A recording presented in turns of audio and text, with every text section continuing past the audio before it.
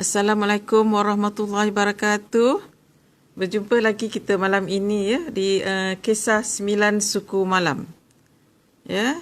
Alhamdulillah saya dapat lagi bersiaran pada malam ini untuk berkongsi pengalaman cerita-cerita pusaka yang saya sendiri lalui ya.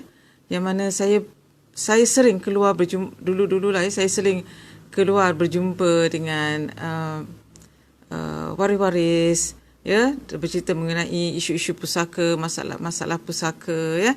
Jadi malam ni saya nak bercerita lagi salah satu cerita, tapi sebelum saya mulakan cerita saya ingin memberitahu dahulu apakah tugas-tugas waris apabila seseorang meninggal dunia. Ya, apabila seorang meninggal dunia, apakah yang patut dilakukan? Ya, sudah pasti ya. Yang pertama sekali, apabila seorang meninggal dunia, 3 perkara wajib dipercepatkan. Yang pertama apa dia? Tanam jenazah. Takkanlah kita nak biarkan jenazah tu lama-lama kan dekat luar. Selalunya kadang-kadang kalau orang tu meninggal pagi, petang atau lepas zuhur, tengah hari tu dah settle dah. Kita dah tanam dah jenazah. Ya. Dan ini adalah untuk mengelakkan daripada orang bercerita ya, dan selalunya siapa yang menjalankan kerja-kerja menanam jenazah ni, sudah pastinya kita ambil pakar ya untuk menjalankan kerja-kerja menanam jenazah ni ya, bukanlah kita buat sendiri ya. Bukanlah kita buat sendiri. Oh ya, saya lupa nak tanya. Jelas ya? Boleh dengar ya? Apa yang saya nak cerita ni? Okey, alhamdulillah. Terima kasih. Saya dapati okey, dengar jelas. Okey, yang pertama sekali kita tanam jenazah apabila seseorang itu meninggal dunia. Ya, dan kita gunakan pakar ya, pakar untuk menjalankan kerja-kerja menanam jenazah. Yang kedua, apakah tugas waris? Ya, tugas waris atau tugas waksi atau tugas pentadbir yang telah dilantik. Ya, apakah kerja dia? Untuk membayar hutang arwah, ya, hutang arwah. Okey, lebih baik ya jika si mati itu ada meninggalkan dokumen yang bertulis. Maknanya lebih baik jika waris tahu apakah hutang-hutang arwah yang perlu diselesaikan, perlu dibayar. Ya, selalu kan kita pergi bila kita pergi upacara pengkebumian, sebelum jenazah dibawa ke pusara ataupun semasa dia keluar rumah dekat gate lah, selalunya kat gate. Okey, ada pengumuman oleh salah seorang waris. Okey, jika arwah ada berhutang dengan sesiapa, sila berjumpa dengan saya. Okey, itu biasa kita dengar ya. Jadinya adalah lebih baik jika arwah itu sendiri telah menulis ya apakah hutang-hutangnya, didokumenkan hutang-hutangnya. Orang kata, selalu cakap, oh saya tak ada harta untuk buat wasiat. Hutang banyaklah. Memanglah hutang tu pun kena ditulis. Bukannya harta saja. Hutang pun kena ditulis. Ya, kalau kita rujuk kepada ayat Al-Baqarah ya, 282 ayat Al-Baqarah menyatakan, wahai orang-orang yang beriman, okay, apabila kamu menjalankan sesuatu urusan dengan hutang piutang yang diberi tempoh hingga ke suatu masa yang tertentu, maka hendaklah kamu menulis. Ya, hendaklah kamu menulis hutang, iaitu hutang dan masa bayarannya. Ya, hendaklah ditulis ya, apa yang ditulis, yakni hutang dan masa bayarannya itu. Dalam surat ayat Baqarah pun telah menyatakan kalau ada hutang ditulis. Janganlah dirahsiakan hutang tu. Okey, kalau kita tak nak orang tahu yang semasa kita hidup, kita ada hutang di sana dan di sini, tulis dan didokumenkan. Apabila kita mati, pastikan wasi yang dilantik atau pentadbir yang dilantik jumpa ya dokumen kita tu. Dapat membaca dokumen kita itu, dan di dalam situ dinyatakan hutang-hutang kita, di mana kita berhutang. Ya. Okey, untuk bayar hutang bolehlah digunakan duit arwah yang ada, duit cash yang ada. Okey, jika tak ada duit cash macam mana? Okey, kalau arwah tidak meninggalkan sebarang cash. Okey, katalah arwah ada meninggalkan emas. Okey, kalau perempuan ni emas. Emas tu boleh dijualkan untuk membayar hutang. Tak cukup juga. Okey, jika arwah meninggalkan harta pusaka, kalau sekalipun rumah lah katakan, tapi tak ada duit cash yang lain untuk bayar hutang arwah, rumah itu terpaksa dijual. Ya, untuk membayar hutang arwah. Kecuali ada yang menebus hak ataupun sukarela. Ya, secara sukarela membayar hutang arwah. Ya. Jadinya maknanya apa-apa hal pun duit cash yang ada, ya, jika ada duit peninggalan hendaklah dibayar hutang terlebih dahulu. Bakinya baru dikira sebagai pusaka. Bakinya baru dikira sebagai pusaka. Ya? Itu nombor 2. Bayar hutang arwah dahulu. Okey, nombor 3. Apa yang perlu dicepatkan? Ini yang ramai yang terlepas pandang. Iaitu urus pusaka. Mengapa urus pusaka perlu dipercepatkan? Iaitu untuk mengelakkan dari ada waris-waris yang termakan harta batil. Termakan ni bukannya duit saja, ya. Termakan maknanya, kalau orang kata, termakan duit haram, harta batil. Tinggal di rumah, pusaka tanpa kebenaran waris yang lain juga dikira haram. Ya, itu sebab dipercepatkan urus pusaka supaya tidak ada yang tertinggal di rumah secara haram. Bukan rumah haram yang tak ada CF tu, ya. Ini rumah yang diduduki tanpa kebenaran waris yang lain. Itu pun dikira haram. Ya.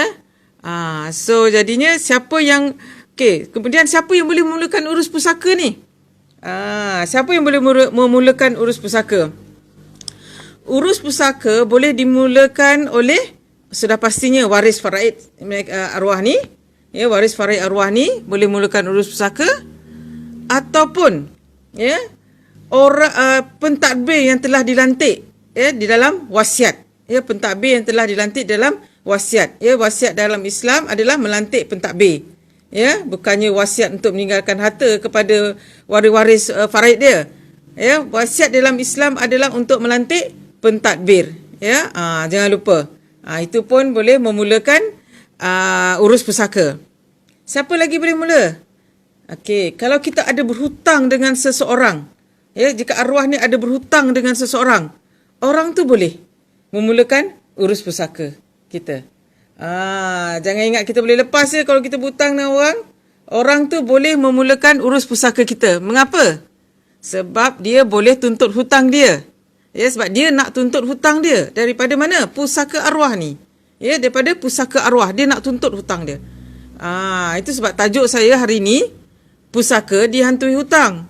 Sebab apa? Orang yang si arwah ni berhutang yang nak menuntut pusaka arwah ni. Jangan tak tahu, ya. Okey, tak apa. Nanti saya ceritalah lepas ni. Okey, saya sambung lagi. Siapa yang boleh buat urus pusaka? Amanah raya pun boleh, ya. Kalau ada sesiapa saja boleh melantik amanah raya untuk memulakan urus pusaka. Dan siapa yang melantik itu bersiap sedialah, ya, dengan apa bayaran yang perlu dibayar. Okey, kalau dulu-dulu siapa seorang lagi yang boleh memulakan urus pusaka? Sekarang ni jaranglah telah orang buat. Penghulu kampung. Penghulu kampung boleh memulakan urus pusaka. Maknanya bagi pihak keluarga si mati tadi.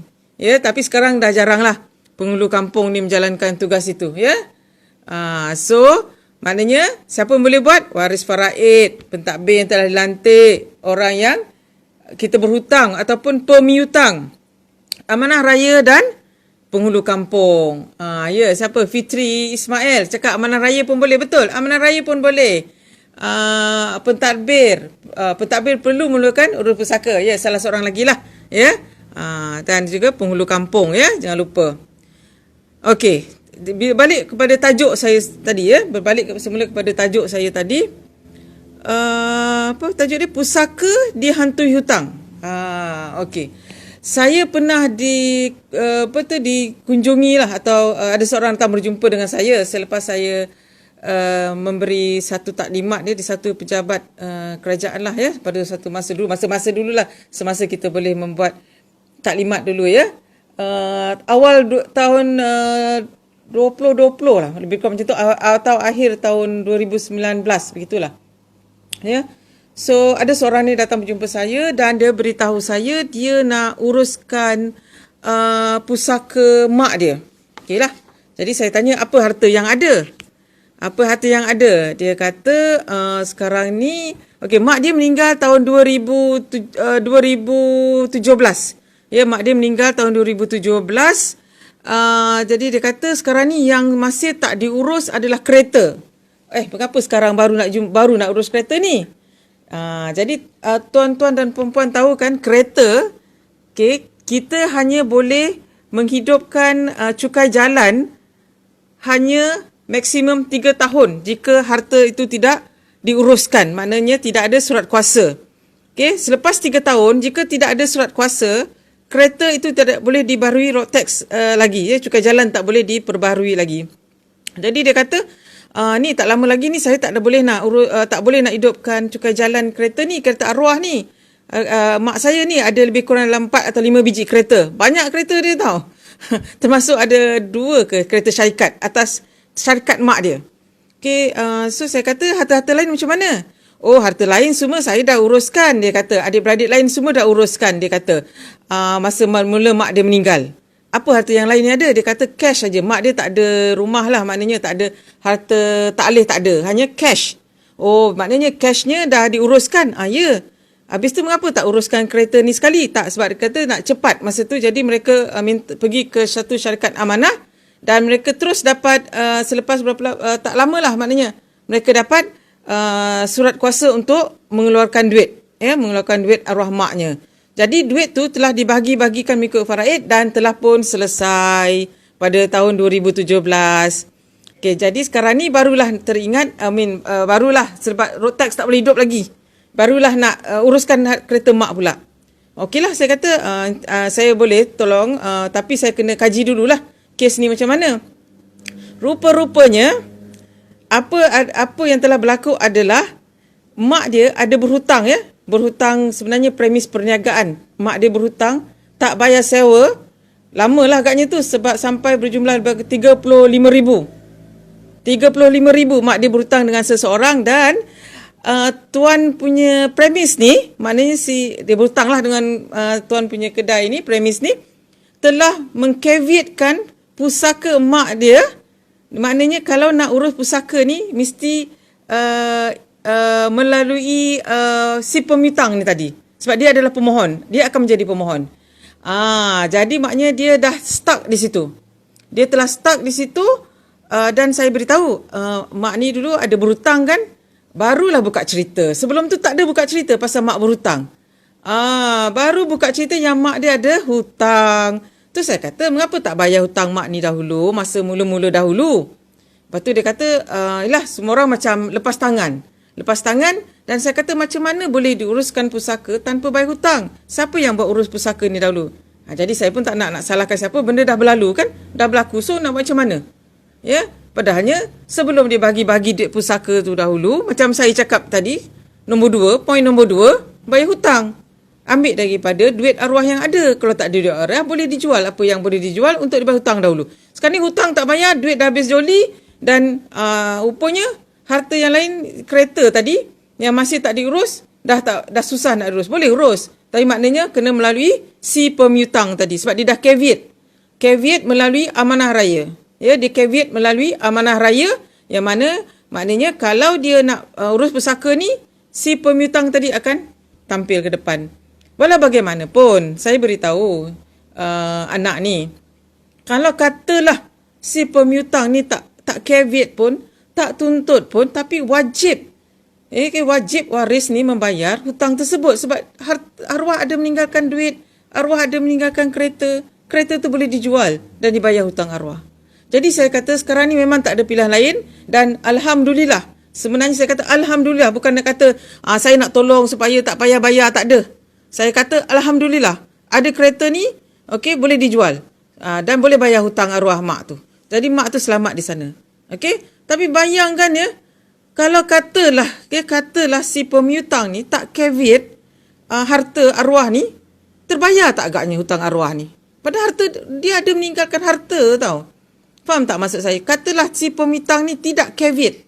Maknanya tak tahu pun yang arwah ni rupanya ada hutang. Sebab tak ditulis kan? Kan saya kata kalau ada hutang, tulis. Jadi tak adalah kita nak menanggung hutang tu sampai kita melutut di akhirat kelak. Minta halal pula kan? Jadinya saya kata ada hikmahnya, saya kata. Yang si pemiutang ini caveat. Harta pusaka arwah ni supaya hutang arwah terbayar. Okey, supaya hutang arwah terbayar. Jadi saya kata tak apa. Kita uruskan baik-baik dan kereta ni selepas tukar nama nanti dijualkan dan perlu bayar hutang dengan yang si pemiutang tadi sebab dia pun dah caveat kan. So proses tu kena melalui bersama dengan si pemiutang tadi. Dan alhamdulillah kes tu telah pun selesai dan memanglah pada mulanya mereka kata alah mengapa nak kena bayar ini dengan si hutangnya yang caveat tadi. Saya kata memang tak boleh lari dan alhamdulillah ya semua telah selesai. So jadinya itu yang saya nak beritahu pengajarannya adalah tulislah kalau ada hutang, tak adalah sampai harta kita peninggalan kita telah dijoli oleh waris-waris kita, hutang kita tak berbayar. Jadi bila kita kata buatlah dokumen pewarisan, dokumen pewarisan ni bukan setakat pesanan ataupun kalau dulu orang kata wasiat kan, wasiat nak tinggalkan harta, bukannya setakat itu. Kita kena dalam dokumen wasiat, dokumen pewarisan yang disediakan oleh My Pusaka ada satu muka surat senarai hutang-hutang saya dan senarai orang-orang berhutang dengan saya. Maknanya kalau ada orang berhutang dengan kita pula, waris kita boleh tuntut.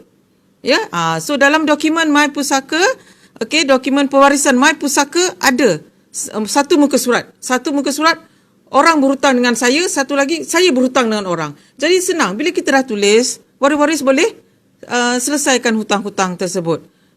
Jadi tak adalah hutang itu menghantui kita. Ya, tidak menghantui kita. Itu saya kata pusaka dihantui hutang. Ya, so pastikan hutang kita bertulis mengikut surah Al-Baqarah 282. Ya. So maknanya pengajarannya adalah di situ. Dan lagi satu, nombor 2, pengajarannya adalah pastikan waris-waris ni bayar hutang dahulu, jangan belanjakan semua duit dahulu dan cepat-cepatlah urus pusaka. Jangan tunggu sampai road tax kereta tak boleh nak hidup baru nak uruskan pusaka. Ya, so ambillah pengajaran dari situ. Dan harap apa yang saya share pada malam ini memberi manfaat kepada semua. Dan jangan lupa share dan like. Ya, share dan like dan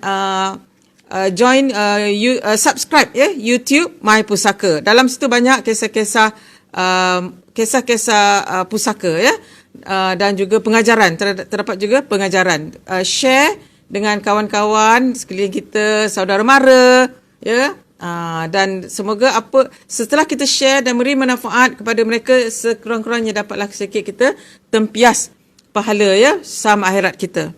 Okey, untuk saya sampai di situ saja untuk pada malam ini. Malam besok kita ada lagi kisah 9 suku malam. Malam besok disampaikan oleh jurutera pusaka. Kalau jurutera pusaka ni cerita dia memang sangat-sangat dramatik lah ya. Sangat-sangat dramatik. Malam besok tajuk dia ini bertajuk Pusaka Isteri Lama, Hibah Isteri Baru.